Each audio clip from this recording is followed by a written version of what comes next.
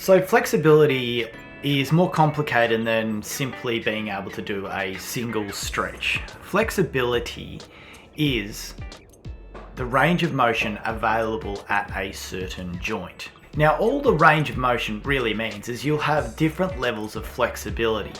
So some areas of your body may be quite tight, meaning that the muscles are quite short and restricted, whereas another part of your body might feel quite loose and you may be able to lengthen and move those muscles a little bit more freely. As an example, you might have a lot of trouble touching your toes when you are reaching for the floor.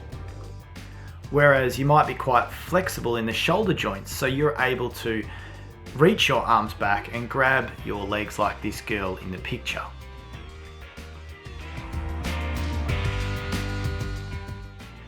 Balance basically means an ability to stay in control of your body's position. Now, often we think of the balance to be standing upright, but this is not always the case. Someone that is doing a V-sit on the floor or breakdancing and doing a helicopter, that can also be a type of balance. Now, there's two types of balance. One is static and the other one is dynamic.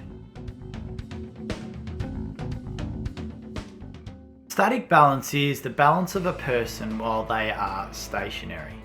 So something like a handstand is an example of static balance.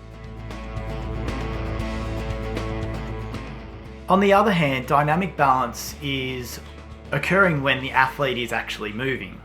So some examples of dynamic balance are things like walking or running, kicking a football, or being able to take a tackle in a game from the opposing player and continue moving through that tackle.